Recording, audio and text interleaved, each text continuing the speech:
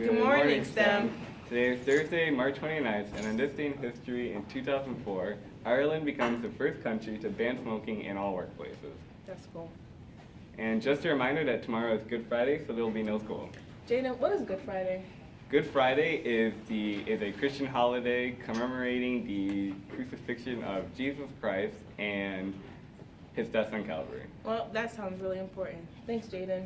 Welcome, Jan. So, on to our international news. Saturday, March 17th in Verbier, Switzerland, 4 skiers were feared dead after the Swiss avalanche. The avalanche hit the Swiss ski resort in Valland de Arbret. Police recovered 2 bodies 6 meters under snow, and then 2 are still missing. The 2 people still missing is a 32-year-old French citizen and a 57-year-old Swiss national. The rescue workers went and were searching, but then the operation got suspended because the area became too dangerous. This is just one of the latest of a series of incidents that happened in Switzerland. Do you think we should shut down this ski resort? Well, if it's an ongoing issue, then for the safety of the civilians, then yeah. Earlier this week, Cheyenne was able to meet up with Sarah to talk about the protests we encountered during our New York City trip. According to CBS, Scott Kelly spent almost a full year in space, which is the longest flight ever made by an American. The flight itself took place in 2016, but full articles and pictures were released this year. Scott experienced things like the first flower to ever grow in space, a total of 10,944 sunrises and sunsets, and a view of the polar vortex. As a result of the 340-day trip, researchers found that when he was back on Earth, his DNA changed by 7%. Also, Scott is Mr. Smith's doppelganger, or long-lost twin. What? How'd you find out? Hi, my name is Mike, bringing you the Detective of the Day. Today we're going to be talking about the Apple iPhone X. This camera is amazing compared to all of these cameras right here, along with the front camera is a 7 megapixel, while the back is a 12 megapixel. This camera includes Super Retina display, which means if the color black is actually deep enough, the screen will actually turn off in that area, giving you the deepest colors and the brightest oranges and the brightest yellows and most vibrant colors you can probably get off of a phone. This camera shoots in 60 frames per second when you're shooting video, and basically when you take a picture of this phone, it's like you're holding a Canon professional camera. It has something called portrait mode, which makes it so it blurs the background. There's a lot of software details in this phone that's unlike any other phone. It's super sophisticated. I'd probably get into it more. Like I said, 4K video resolution and 60 frames per second. I've actually dropped this phone, solid glass. I dropped this phone about 5 feet high in the air onto the asphalt and it did not break.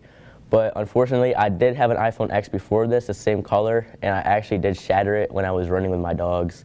But no glass is indestructible, so you are going to break your phone. But I got lucky, and it did fall pretty high, and it did not break. This is Mike bringing you the Detective of the Day. So I'm Cheyenne, and I'm here with Sarah today to talk about the March of Our Lives movement that's been happening since the Parkland, Florida incident. On Saturday, March 24th, students that went on the New York City trip got to experience just a piece of 800 movements that's been planned on every American state. Sarah, would you like to talk about this? Yeah, it was a really cool experience to witness, even if you weren't for the cause, because you could see people united under a basic belief. So there were people there who were thinking about, hey, I want common sense gun laws, hey, I want no guns at all, but they were all still marching together. Yeah, and I like her view. It's interesting because it's not on like the negative side, and that's what the media focuses on, like the negative part of a lot of protests. But she's more about how people came together to fight for the same cause and how it may have an effect on how our laws are changed. I also like that this protest was created, inspired, and led by only the youth. Okay, of course we have people to help us that are older, but this was basically led by the youth, and youth really don't have a lot of power in movements like this. So this was really interesting and cool to see that we have a voice and we have power to do something. If you want to fight for a cause, you can do it. Just put effort into it. But I also like the fact that they accomplished something that they set out for. They set out for a certain thing and they made it work. They made it accomplish. And it was a great turnout for almost everywhere. Yeah. So it was pretty cool and decent. So it's Cheyenne. I'm Sarah. And this was our hot topic for the week. And now we have Carol with our local weather. Hello, this is Caroline Steele, and today is March 29th. Expect some rain in Corning and a high of 55 and a low of 39. Have a blessed day. Thanks, Carol. We would like to give a huge thank you to all the teachers that came to our New York City field trip. We really appreciate your help and guidance. Remember, students, there will be a biology exam today, so be sure to come to class prepared. And also, your Chapter 1 students, your pathway project is also due today. Today is our last day of student shadowing. I thank everyone that has let a shadow come underneath their wing. We really appreciate letting the students know and get to know our school. I'm Jalen Jackson. And I'm Cheyenne Higgs, and this has been your STEM News. All of it.